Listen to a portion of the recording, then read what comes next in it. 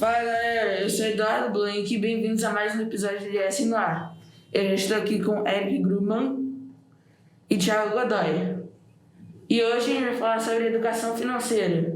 Então agora eu vou passar a bola para o meu amigo Eric para começar fazendo as perguntas. Bom, para começar, né, eu acho que essa pergunta aqui é bem importante. O que te fez seguir carreira na área de economia? Você sempre gostou desse mercado financeiro desde pequeno?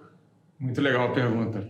Bom, primeiro, prazer estar aqui com vocês, Eric, Eduardo. Obrigado por me convidarem, por estarem aqui fazendo esse podcast. Acho que é um tema muito importante para a gente conversar, né? E principalmente para quem está na escola, está jovem e precisa aprender a lidar com o dinheiro, né? Então a gente vai falar coisas boas aqui. É um prazer estar com vocês. O que me fez seguir carreira, na verdade, foi o seguinte. Eu me formei em administração de empresas na Universidade Federal de Juiz de Fora, onde a minha família mora. E eu sempre trabalhei com educação. Engraçado isso, né? Porque a gente, às vezes, tem uma carreira que ela não é tão linear, tão óbvia. Ela não vai tão, assim, passo a passo. Ela vai meio que como se fosse uma onda, né? E eu, então, me formei em administração, mas eu já era professor de inglês na época da faculdade. Eu gostava muito de inglês, tinha feito intercâmbio, então eu era professor de inglês, que é o que eu fazia para ganhar meu dinheiro na época. E eu saí da faculdade de administração e voltei para os Estados Unidos para trabalhar num projeto de gestão em educação, captação de recursos. Era um projeto grande. Eu tinha que fazer captação de recursos com times na rua. Era uma coisa bem interessante. Lá tem um bocado de tempo já. E eu acabei voltando para o Brasil depois, trabalhando em outros projetos educacionais, porque eu já tinha essa expertise lá nos Estados Unidos, voltei para cá e trabalhei em vários projetos educacionais, inclusive aqui no Rio, num projeto de ensino de tecnologia chamado Recode, ensino a programação, na época chamava Comitê para a Democratização da Informática. Trabalhei alguns anos aqui no Rio nesse projeto, tem presença em 16 países. E eu depois, então eu fiz um caminho meio diferente, assim. Eu fui para educação, fui para Bolívia, num projeto de educação também grande lá. Vim para o Rio, trabalhei com inclusão digital e ensino de tecnologia. Depois que eu fui para o mercado financeiro, depois que eu fui para a educação financeira, lá em 2014, quando eu entrei na Estratégia Nacional de Educação Financeira, ENEF, que é uma política de Estado federal, envolve o Banco Central, o Ministério da Educação. É um projeto bem grande para levar a educação financeira para escolas e para adultos também, de baixa renda, principalmente. E eu comecei a trabalhar com isso e isso acabou virando uma paixão, assim, uma profissão.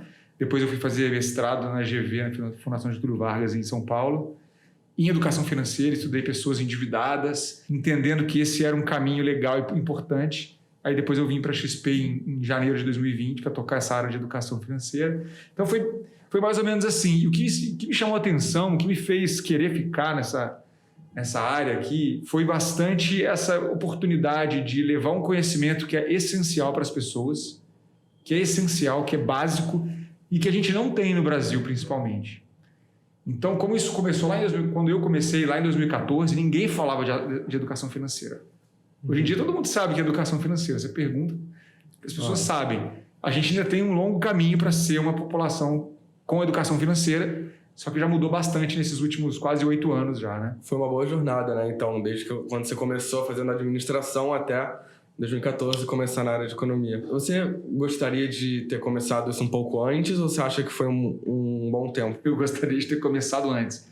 É engraçado você perguntar isso porque eu fiz administração e eu não imaginaria que eu ia trabalhar com educação financeira, porque na época da faculdade de administração eu não fazia ideia o que era educação financeira. Eu entender de administração me ajudou, mas não é uma coisa que é tão óbvia. Por exemplo, uma pessoa que faz engenharia, ela não necessariamente ela tem as finanças organizadas. A pessoa às vezes pode trabalhar com finanças, pode ser uma pessoa do mercado financeiro e ter uma desorganização financeira. Lidar com o dinheiro é uma habilidade que a gente aprende a vida inteira. Eu gostaria muito sim de ter aprendido isso quando eu era bem mais novo, porque quando você aprende mais jovem, você consegue tomar decisões melhores. Quando eu tinha 26 anos, eu me endividei. Nem imaginava o que era educação financeira, já tinha 26 anos, não era nenhum garoto, né, mais, já trabalhava, já tinha minha profissão, mas eu não sabia lidar com o meu dinheiro. E eu me endividei naquela época, eu fiquei 1 ano para pagar minha dívida, me enrolei no cartão de crédito, foi uma tragédia. Para mim, na época, foi muito ruim, né, porque era o que eu tive que abrir mão de várias coisas, tive que ficar 1 ano aí passando uma privação para mim na época. E depois que eu comecei a aprender isso, depois eu comecei a me conectar com esse assunto. Então, se eu fizer as contas, se eu fizer a matemática, de quanto que eu teria hoje se eu tivesse poupado desde mais novo, desde 16, 17 anos, quando eu comecei a ter alguma renda, 18 anos, poxa, eu nem quero fazer essa conta para não passar raiva, porque eu ia ter uma grana legal para poder ficar mais tranquilo, com certeza. Então, quanto antes, melhor, e educação financeira é para a vida inteira. A segunda pergunta que eu queria te fazer é como você definiria educação financeira? Existem algumas definições de educação financeira. A mais conhecida é a definição da OCDE, que é a Organização para a Cooperação e Desenvolvimento Econômico, porque a OCDE faz o desenvolvimento de políticas de educação financeira, de projetos de educação financeira pelo mundo todo, mas de forma bem simples, né? E realmente é um conceito simples. A educação financeira é quando você ensina as pessoas a lidarem com as suas finanças, né? É meio óbvio isso, mas é um conhecimento que permite que a pessoa entenda as dinâmicas do mercado, a dinâmica das finanças, e que possa principalmente tomar decisões financeiras mais bem pautadas, mais conscientes para a sua vida, de forma que ela possa aproveitar o presente, aproveitar o recurso financeiro dela para o presente, mas também conseguir se preparar para o futuro. Então, é muito importante vocês entenderem isso. Se trata de conseguir se organizar hoje, para aproveitar sim hoje, porque a vida é feita do presente, né? Mas também conseguir olhar para frente, tomar decisões que vão considerar também as consequências disso para a sua vida hoje e no futuro. Então, a gente fala que educação financeira é exercer a cidadania, você ser um cidadão mais bem preparado para lidar com o mundo, porque as consequências disso, pessoal, não são só individuais, não é só uma pessoa que vai se beneficiar de ser educada financeiramente. É ela, é a família dela, é o entorno dela, é o país inteiro, né? E, inclusive, a gente mediu isso num projeto da ENEF, da Estratégia Nacional, que educação financeira, se a gente aplicar isso para o Brasil inteiro, para os jovens, a gente melhora vários indicadores macroeconômicos. A gente consegue ter uma taxa de poupança, né, que é uma taxa de poupança do país mais alta. A gente consegue ter menor inadimplência, né, menos gente que fica devendo. Isso tudo é muito saudável para todo mundo. Então, é sim um projeto de educação financeira, é sim uma forma da gente impactar positivamente todo um país. Bom, puxando assim um pouco disso, né, da definição da educação financeira, qual você acha que seria a melhor forma de alguém que seja completamente alienado assim, de questões econômicas, financeiras, começar a aprender? E qual seria a melhor forma de começar a investir, né, depois que aprender? Legal. A gente eu já estou há mais tempo trabalhando com isso, né, a gente vê muita coisa que se repete, muitas perguntas que se repetem, porque é natural, quando você não conhece um assunto, fazer, né, as perguntas que são as que estão ali mais próximas de você, né, do que você quer saber. Uma pergunta que aparece muito é: qual é o melhor investimento? Sempre tem isso, a pessoa não sabe, tem medo de começar e pergunta qual é o melhor investimento. Eu sempre falo que o melhor investimento é o investimento no seu conhecimento, porque aí você vai ter essas perguntas respondidas, porque na verdade não existe o melhor investimento, né? Existem os melhores investimentos para os seus objetivos, para o seu perfil. É por isso que eu falo muito de autoconhecimento. Por quê? Porque investir, pegar o seu dinheiro e aplicar num título público, num título privado, em ações, em quaisquer produtos financeiros que você vai encontrar, e são muitos, é um processo relativamente simples, né? Você vai aprendendo sobre os ativos conforme você vai investindo. Não é que você vai ter que saber tudo antes de começar, né? É igual quando você começa a aprender a falar, né? Você não precisa de entender de gramática, de linguística para começar a falar, você só fala, né? Então é mais ou menos isso com a educação financeira. Você vai começar a investir aos poucos. E aí, para quem está assim, começando do zero, o mais importante é você ter a mentalidade correta, que é você desenvolver maneiras suas próprias, individuais, de pegar sempre uma parte da sua renda, sempre um dinheiro que você vai separar todos os meses e você vai investir, como se fosse um hábito, como se fosse uma rotina para a tua vida. Se você faz isso, se você consegue pegar uma renda todos os meses e religiosamente você investir, você já está no caminho.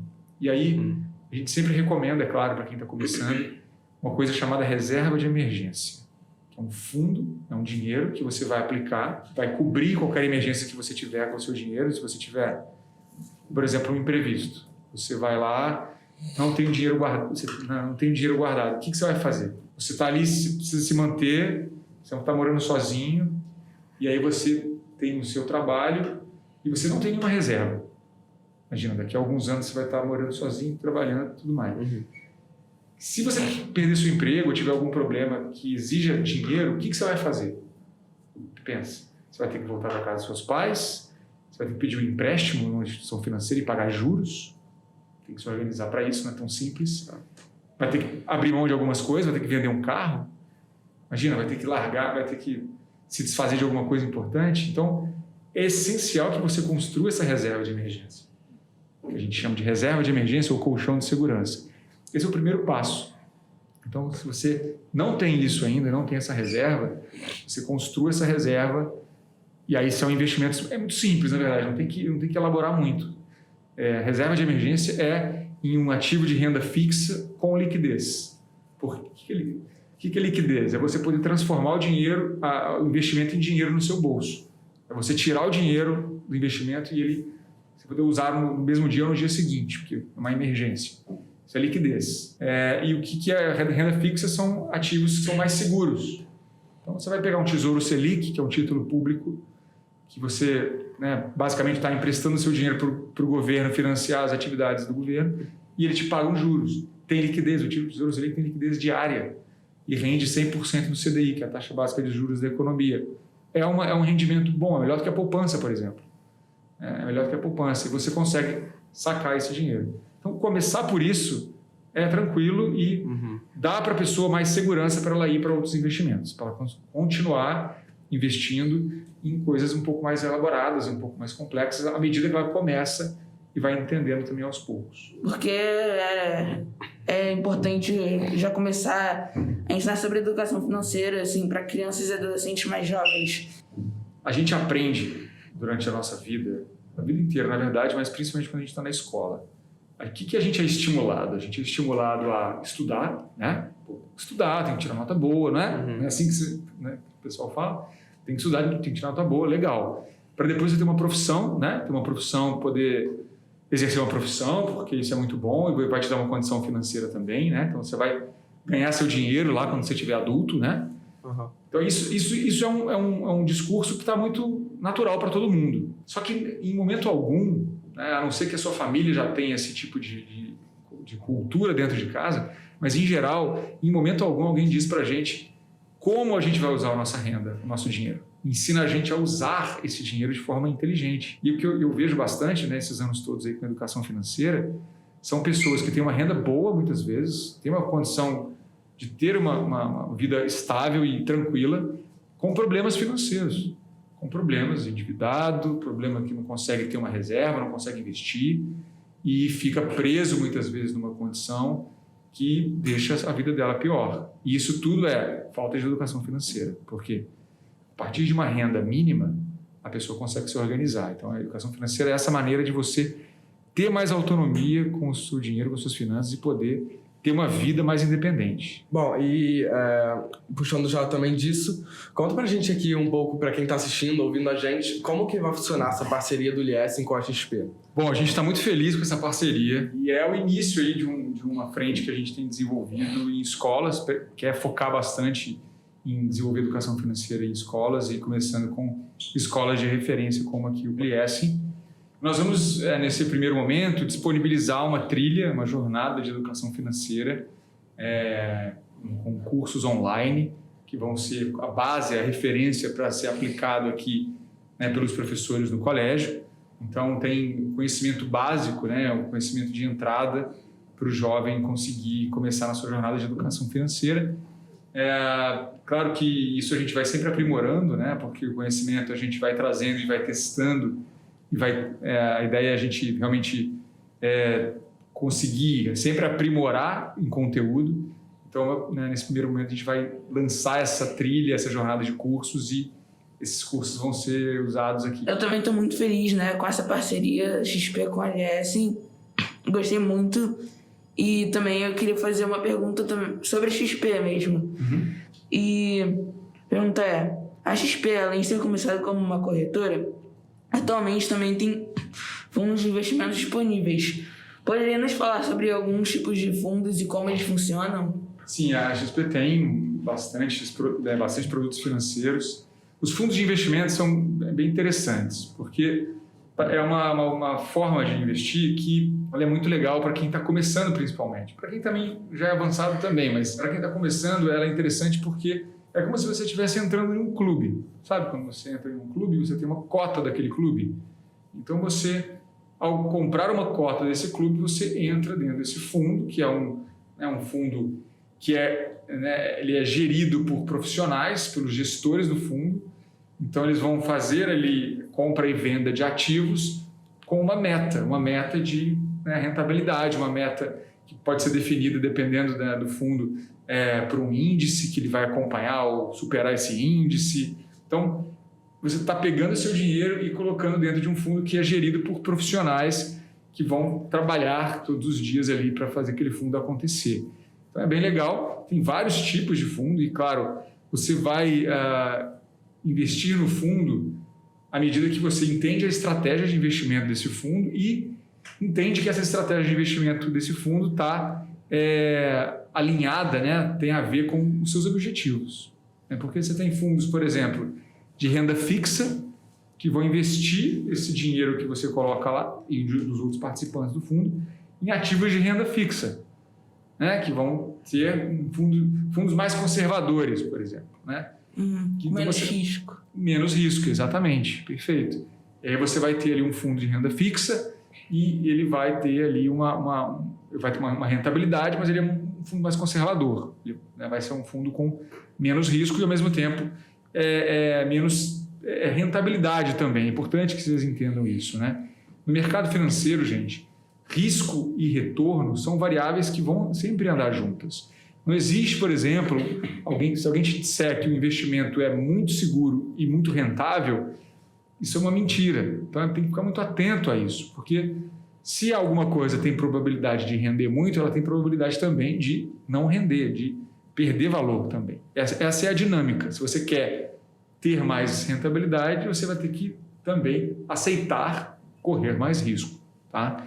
Então, você tem fundos de renda fixa que são conservadores, você tem fundos multimercado, por exemplo, que são fundos que têm uma parte em renda fixa, uma parte em renda variável, que vão escolher ativos mais diversos para poder trabalhar. Você tem fundos de ações, por exemplo, que vão trabalhar com renda variável, vão trabalhar com ações, que vão ter ali fundos mais agressivos, mais arriscados. Tem fundos cambiais, que vão comprar ativos que estão ali atrelados ao câmbio, a uma moeda estrangeira, que podem ter também a variação da moeda estrangeira. Você tem hoje em dia você tem uma série de fundos, é um mundo novo, um mundo que só cresce, na verdade, e é muito interessante você acompanhar isso e começar também. Você tem os ETFs, que são os fundos de índice, que vão replicar índices, lá fora, por exemplo, que vão ter ali uma meta de replicar um índice e bater esse índice. É um mundo inteiro de oportunidades, que é importante você começar a aprender e investir junto com esse aprendizado. Os fundos eles têm uma taxa de administração, tem uma taxa de performance também, dependendo aí do objetivo. Então, se o fundo bater a meta que ele está se propondo, ele vai ter uma taxa. É claro que sempre você tem que olhar as condições ali, as taxas, tem que olhar o prospecto do fundo, que é um documento que vai ter ali todas as informações e aprender a analisar isso e ir acompanhando também. Mas é uma estratégia muito importante para quem quer ter o seu dinheiro sendo gerido ali por profissionais. Você acha que quando você vai investir é só o seu conhecimento e estratégia ou você acha que também tem um pouco de sorte envolvida? Essa é uma boa pergunta. Claro, tem um pouco de sorte, sim, porque, de uma certa forma, e acho que é uma sorte... É a mesma coisa do risco, tá? É uma sorte calculada. Eu acho que nunca falei isso, acabei de inventar isso. Mas fala muito de risco calculado, só para a gente entender. Sim. você pode tomar risco, mas você tem que tomar um risco calculado. O que é um risco calculado? É você ter uma estratégia que ela seja coerente. Por isso que tanto se fala de diversificação. Essa é uma palavra muito importante. Diversificação. Por quê? Você não pode pegar todo o seu dinheiro e colocar numa coisa só. Porque se ganhar, ótimo, mas e se desvalorizar? Você vai jogar seu dinheiro fora? Não pode.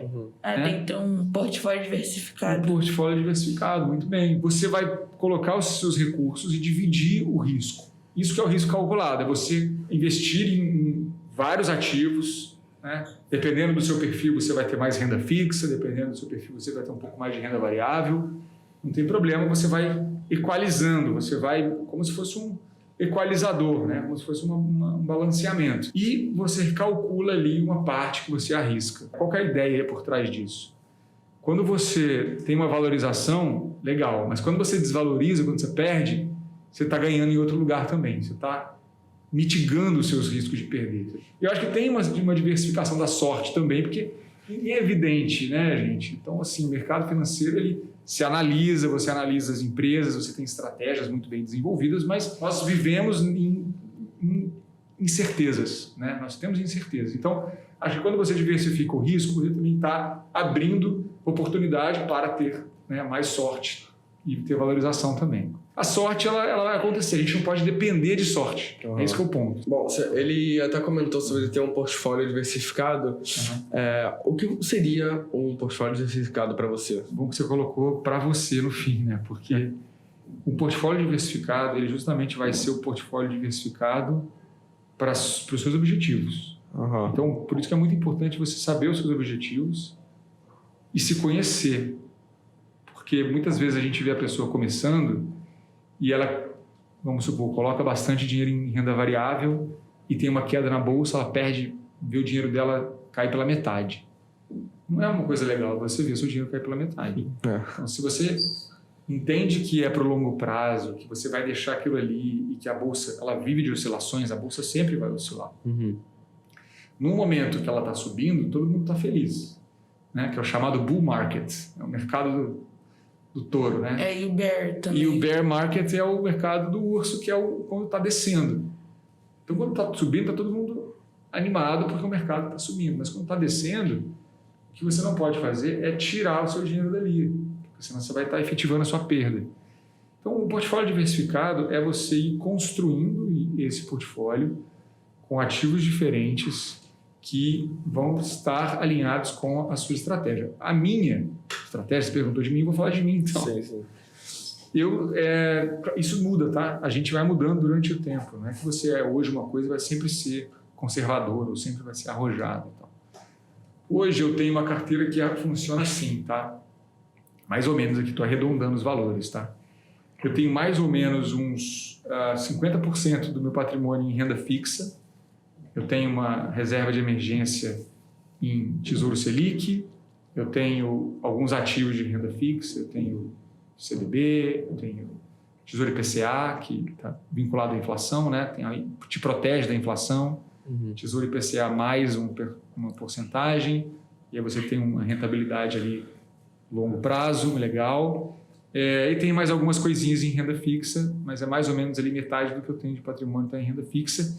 Mais ou menos uns 30% está em ações, empresas em ações que eu tenho, e eu tenho uns 20% em criptomoedas. Eu não era assim antes, tá? Há 5 anos não era nada parecido com isso. Tenho mudado. Para mim está ok, funciona. Eu estou diversificado em ações, estou diversificado em renda fixa para diferentes períodos, isso é importante. Você tem que pensar no período. Quando é que eu vou precisar do dinheiro? Então, é importante você ter uma reserva para agora, você ter dinheiro para o futuro. Eu tenho uma filha de 7 meses e eu já estou começando a investir para ela, montando uma carteira de investimentos para ela, para que quando ela tenha 18 anos, sei lá, ela tenha já condições de gerir isso e fazer com esse dinheiro dela um bom futuro para ela. Eu pretendo ensiná-la a fazer também os investimentos dela. Para que ela aprenda junto durante o processo. Mas é mais ou menos assim, você vai desenhando seus objetivos e tem que ter flexibilidade, né? Porque na vida a gente tem que ser flexível, as coisas vão acontecer, a gente precisa adaptar e aprender sempre. Sim. Assim, quando às vezes eu tô na internet, aí eu fico no YouTube, no Google, e às vezes eles me recomendam pessoas falando, ficam meio que dando dicas, assim, de como investir e o que fazer com o seu dinheiro. Só que eu não conheço essas pessoas. Aí eu queria saber se, tipo, essas dicas você acha que são confiáveis ou se eu devo seguir elas. Eu acho que tem que ter muito cuidado com isso. Claro que conhecimento é uma coisa que a gente vai buscar aprender sempre. Eu acho que tem que ter muito cuidado com quem te diz o que tem que fazer. Invista aqui, faça isso. Não é por aí. Acho que você tem que aprender o que existe e testar, como eu falei, testar o que funciona para você. Uma coisa muito séria, muito importante, é que se alguma coisa parece boa demais, né, boa demais para ser verdade, é porque ela é boa demais para ser verdade, e não é verdade. Então, quando você vê alguém dizendo que tem um investimento maravilhoso, que rende muito, é super seguro, isso é mentira, né? Se alguém te disser, invista aqui, tem que ser feito assim, tente pesar isso, tente analisar isso. Quando é um conteúdo muito curto, não te dá tempo de olhar para a situação inteira. É muito rápido. Então, tente se aprofundar mais, assistir um vídeo mais longo, aprender, ver um outro vídeo de uma outra pessoa que fala do mesmo assunto para ver se as informações estão legais, estão ok. Então, sempre ter esse cuidado de não tomar atitude de forma imediata. Não tomar atitude assim porque alguém disse, porque alguém falou. Não é um jogo, não é uma brincadeira. É um processo muito saudável, mas que precisa de ter uma paciência para você aprender. Então, se alguém te disser o que tem que fazer, corra atrás de outro conteúdo também e busque aprender do seu jeito, né, o que funciona para você. Bom, você já falou um pouco da parceria que tem com o Liesen, né? E eu queria saber se a XP tem algum outro tipo de plano, projeto para jovens que querem começar a investir, aprender sobre educação financeira. Legal. Tem sim, ótima pergunta. A XP tem hoje o Instituto XP, que é um projeto social, né? Um instituto que trabalha educação financeira, que tem já uma parceria com a Associação Nova Escola e está formando professores no país. Então, projeto de 3 anos que vai formar aí milhares de professores e trazer educação financeira para escolas públicas do Brasil.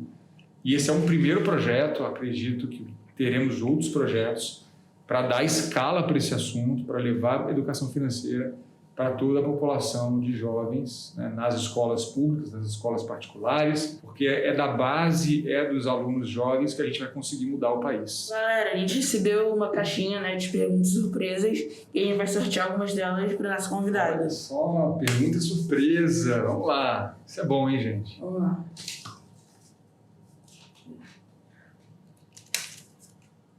Então, a pergunta é: como a falta de educação financeira pode influenciar a vida das pessoas? A falta de educação financeira, infelizmente, traz problemas gravíssimos, que é o que a gente está vivendo hoje aqui, né, no Brasil. O índice de endividamento do nosso país está chegando em 75%. 75% das famílias estão endividadas no Brasil. É claro, gente, que tem a questão da renda também, né? A renda do Brasil nós somos um país que tem desigualdade social muito grande. Só que, inclusive, eu trabalhei isso no meu mestrado com pessoas endividadas. Existe um fator muito importante no endividamento, que é a falta de gestão financeira mesmo. Ou seja, pessoas, famílias que têm uma condição possível para se organizar, que podem ter uma vida equilibrada e não têm, porque não sabem usar o dinheiro, não sabem, consomem mais do que devem, se enrolam em empréstimos, em financiamentos e não conseguem pagar. Então, existe sim uma questão muito grave, que é a população não saber lidar com o dinheiro. Isso gera endividamento. O endividamento causa uma queda na saúde mental muito grande.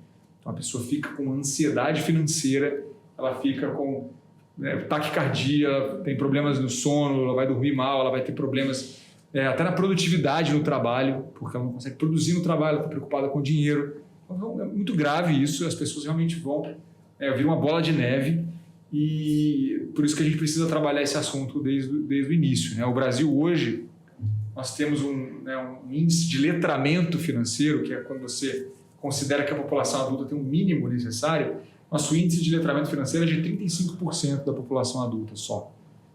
Então é muita coisa que a gente tem que fazer aí para melhorar esse quadro. No PISA, que é a avaliação dos estudantes do ensino médio, que acontece com estudantes de 15 anos, na verdade, acontece no mundo inteiro, nos 20 países que foram avaliados em educação financeira, Brasil entre eles, nós somos o 17º. Somos o 4º pior país em letramento financeiro dos jovens de 15 anos. Então, tem muito trabalho a ser feito e a gente vai melhorar essa situação, mas é isso, né? As consequências são muito graves e o endividamento é a mais trágica delas. O dinheiro, ele é a maior causa de estresse no mundo, tá? São dados globais.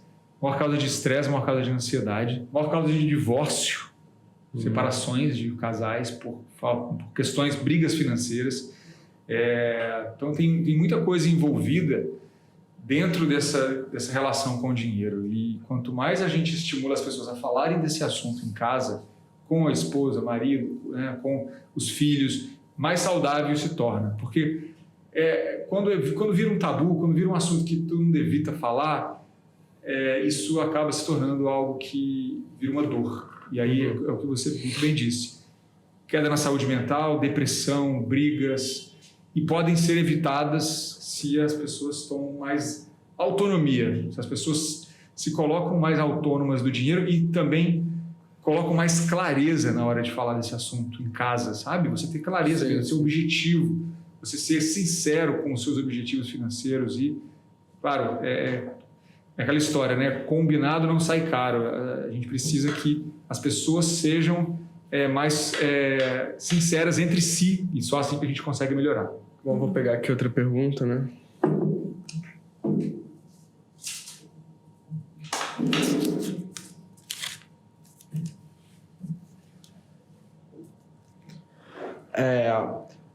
Você acha que as crianças têm que ter autonomia sobre o próprio dinheiro? Tipo, a partir de qual idade elas já estão prontas para começar a aprender sobre isso e começar a gerenciar seu próprio dinheiro? É um processo.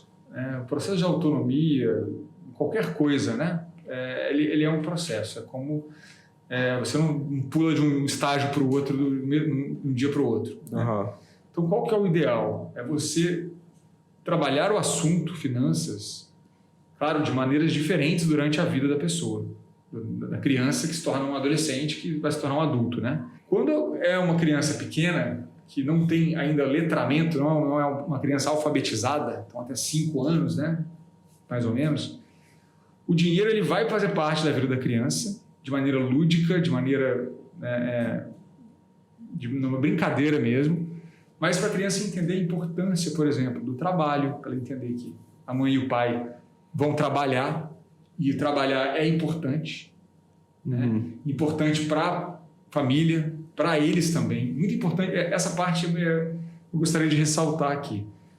É muito negativo quando o pai e a mãe colocam a culpa da ausência em casa ao trabalho.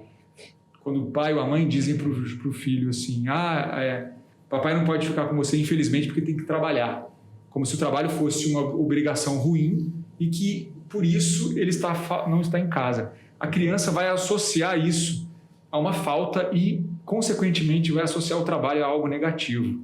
É muito importante que o pai e a mãe digam para a criança que ela vai trabalhar porque é importante trabalhar, porque é importante você ter uma profissão. Então, quando você traz essa visão positiva do trabalho para uma criança de 2, 3, 4, 5 anos, ela já começa a crescer com a visão de que trabalhar é importante e associar trabalho a dinheiro, que é importante também. Renda, trabalho, dinheiro. E, principalmente, você mostrar para a criança que ela vai ter que tomar decisões com o dinheiro. O dinheiro não nasce em árvore, o dinheiro não é algo que vai aparecer no cartão de crédito ali infinito. E é importante a criança entender que ele tem um limite.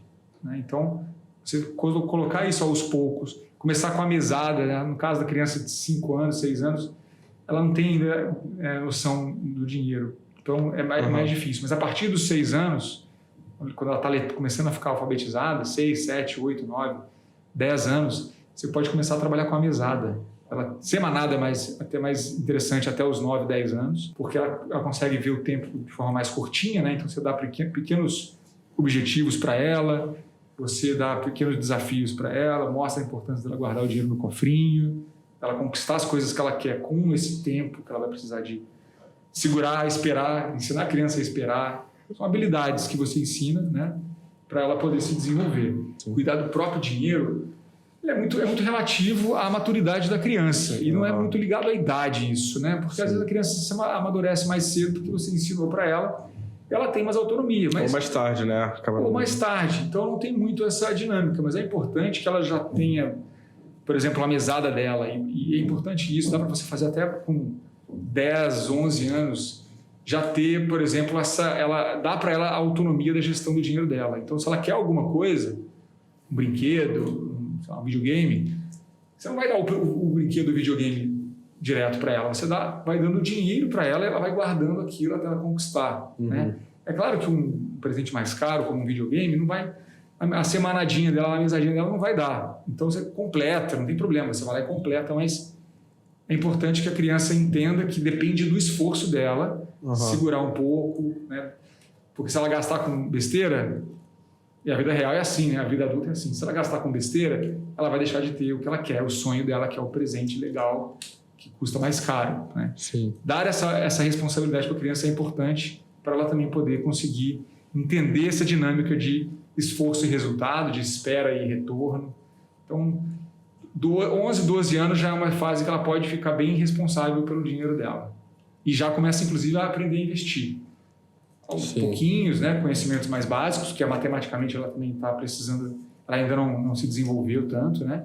Mas você começa a ensinar ela a investir com essa idade também. Ela pode já saber sobre ativos no mercado financeiro. E lá pelos 13 anos ela já pode investir sozinha. Já pode, se ela estiver madura para isso. Bom, galera, esse foi mais um episódio do LS no Ar. E eu queria muito agradecer a participação do Thiago.